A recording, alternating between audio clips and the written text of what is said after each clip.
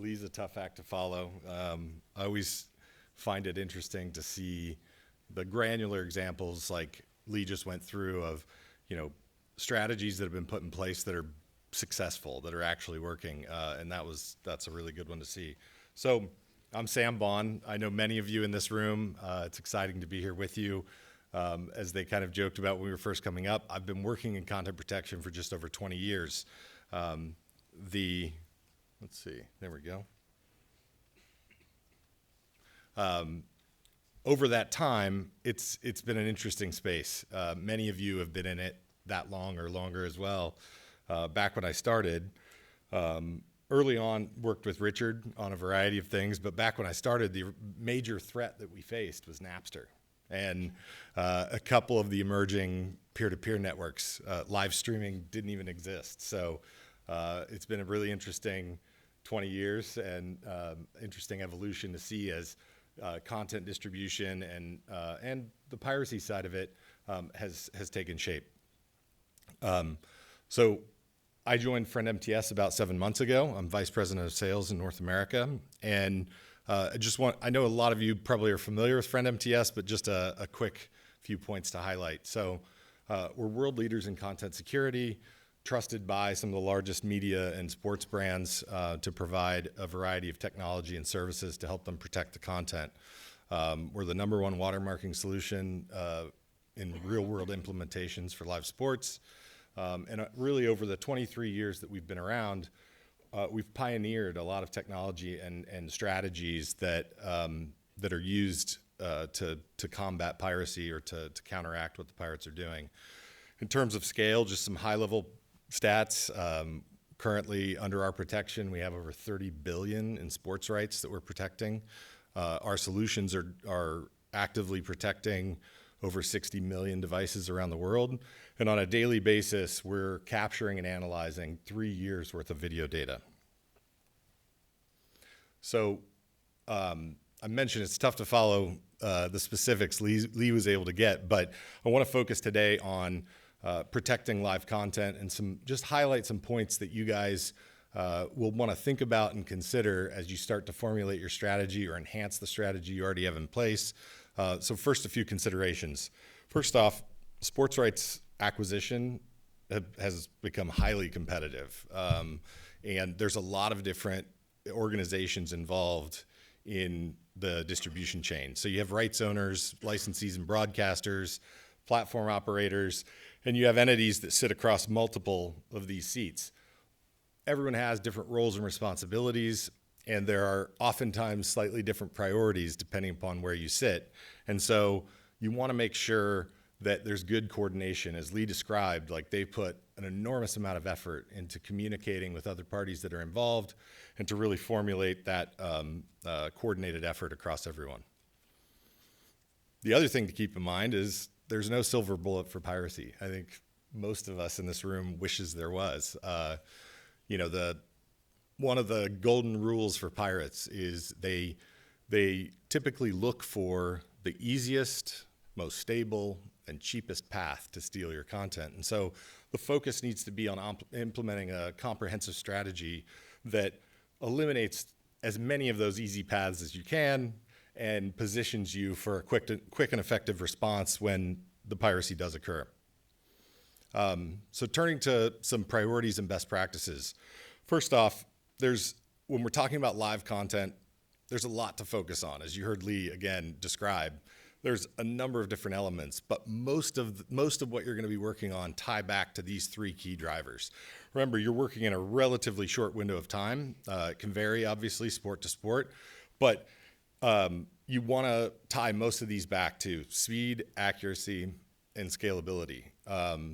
Speed, you need the real-time detection in place to know what is happening during the event. Accuracy, you want automation and fingerprinting to be able to accurately identify the streams that match the content you're protecting. And scalability on the security measures you implement to deal with mass scale. Typically we're talking about really popular content. So you're looking at scalability for the mass consumption of the legitimate distribution, as well as the right tools to deal with the scalability if piracy is high volume. It's mission critical that when you put together the plan, you're looking at it comprehensively. You need end-to-end protection in place. And so if you imagine this kind of high-level distribution chain, you're going to have things like DRM and conditional access and best practices and security measures around the CDN.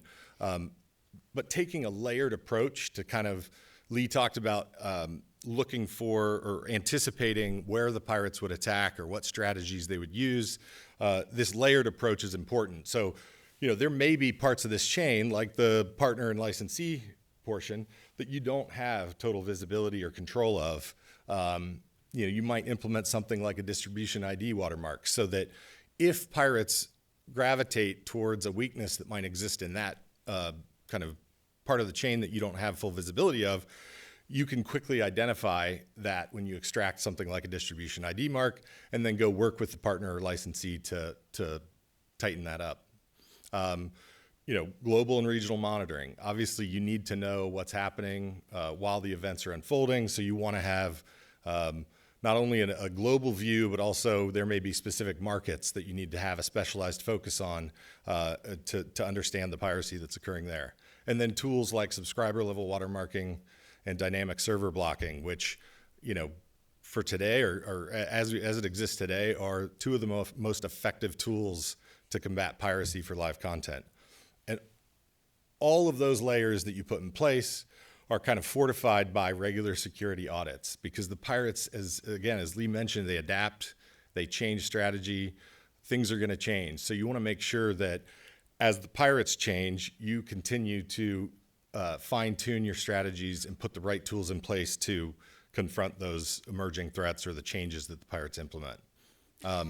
Now, if I look at most of my career, I've spent specifically dealing with pirates and kind of how they operate and the threats. So if I look at this from a pirate perspective, for live content, one of the ideal places to start is the CDN. Back to that golden rule I mentioned, if there are vulnerabilities in the CDN for a live event, it's easy. It's certainly scalable and stable because you guys have built in the stability for your legitimate customers, and it's cheap because you guys are footing the bill. So that's often an area where they're going to start, is to try to conduct CDN leeching. Let's imagine that you have your CDN secured, and that's not a problem. The next move for pirates is often to move to what we call restreaming. So with restreaming, the pirate's going to go get a legitimate subscription on a legitimate device, buy a $5 HDMI splitter, and voila, they've got their stream, and they're able to distribute it out. When it gets to that stage, that's where we get back to the subscriber level watermarking and dynamic server blocking. Those are the most effective tools to combat that, and that's often where we end up. So I want to drill down into that a little bit and talk about the value of subscriber level watermarking. So I think a lot of you have an understanding of it. You may have implemented it, but just at a high level, you've got the broadcaster platform operator, you've got the original content, gets sent out through the distribution networks, and it goes out through the typical channels, set-top boxes, broadcast, a plethora of different OTT devices. This is where the mark gets inserted. And there's a few different options. You can go with client composited on the OTT devices. There's an embedded mark for set-top boxes in a couple scenarios there. Or you can go with an edge switched, or sometimes referred to as server-side implementation. Once the mark is inserted, the content is captured, the pirates distribute it out through the various sites and services that they're running to the illicit viewing audience that they've captured. Now, in parallel to this, the content owner will provide a feed typically to a fingerprinting appliance, and this is to facilitate that automated and accurate verification that I mentioned earlier. Once that's in place, it ties into your global monitoring program, and the pirate streams can be very quickly and effectively identified, verified, and then fed into a watermark extraction workflow. Once the watermark is extracted, this is where the magic comes in. The subscriber ID can then be sent back in real time to the broadcaster or platform operator, And here's where you have a decision to make. And this is where I think, Lee touched on some of what they do. There's many other examples. Some of you may have different strategies that you've tested with. There's room for some creativity here. Like you can shut the stream down, right? And instantly kill it. There's a lot of data that you can collect and look at. Pirates may be using multiple accounts and be part of a bigger network, like a wholesale pirate network. You can gather that data, but really any strategies you put in place here should be tied or focused on engaging with that diverted audience that the pirates have captured. So that's a key element as you're putting together this strategy is what do you want to do with a subscriber ID? Do you just want to shut it down, or do you want to test some things that are more creative that may influence bringing those customers over to a legitimate source? Some other key requirements when you're looking at watermarking, things that you want to make sure are checked off the list. Again, specifically for live, watermark must be completely imperceptible. This is for a couple reasons. One, you want to preserve the experience of your legal customers, but you also don't want pirates to be able to easily detect that a mark is present. The watermark must always be on during the playback of the content. The last thing you want to do during covering a fairly tight window is have to implement some complicated logic to say, oh, well, I need to capture that specific segment of the video in order to get the mark. It just needs to always be on. The watermark should be extractable within a few minutes. We talked about speed. Obviously, you want to work as quickly as you can, but the big reason for that here is that pirate services and sites have both intentional and unintentional instabilities that can make capturing a longer clip problematic. So if you can't extract it within a few minutes, that may reduce your success rate. The watermark needs to be robust. Pirates have adopted or kind of evolved different tactics to try to break these marks. You want to make sure that the mark that you're implementing has been built to stand up against some of those attacks and also stays current because, again, the pirates are constantly evolving. So as new tactics or techniques are being applied, you want to make sure that your watermarking is adapting along with that. And then lastly, it needs to be deployed on all device categories. You want all. Typically, you start with some prioritization and focus on the devices that pirates most commonly use, but ultimately you don't want any gaps there. Just as an example, another thing to consider when you're choosing a watermarking, you want to make sure you're picking the right tools. So take, for example, 2 rounds of pay-per-view boxing. That's over in 7 minutes. It's not a very big window.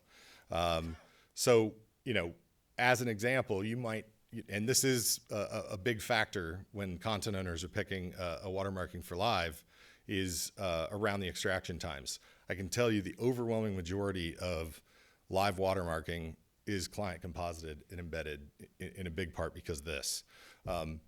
It doesn't mean that you can't go with an edge switched or server-side implementation. There may be other reasons why you need to go with that option, but you want to make sure that your expectations and the KPIs that you have for the program are aligned with what the tools are capable of. So the last tool I want to mention intentionally briefly is dynamic server blocking. So I'll start with the bad news, and I think most of you know it. It's not a technique available in the US.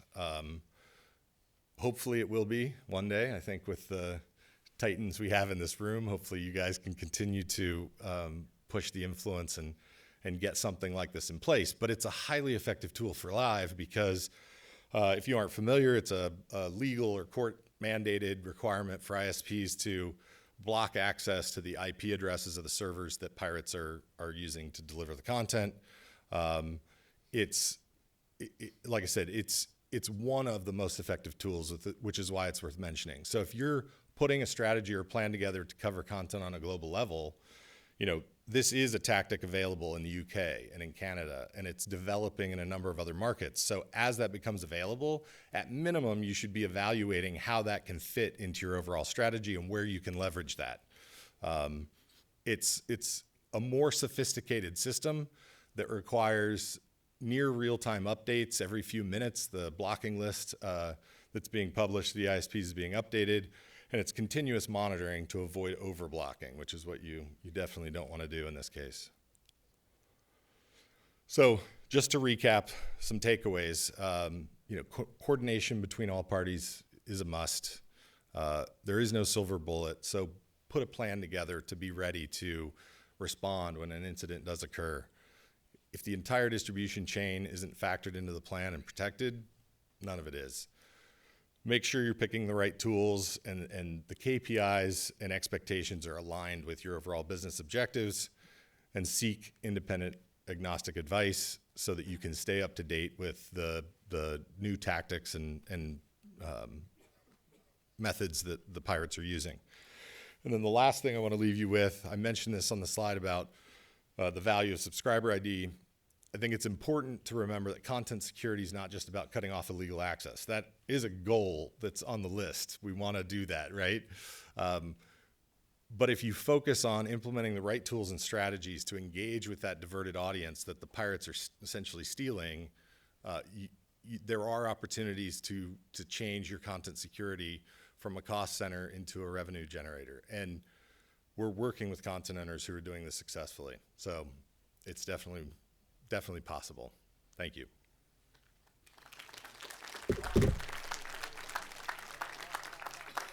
To Sam Bond, ladies and gentlemen. Thanks so much, Sam. That was awesome.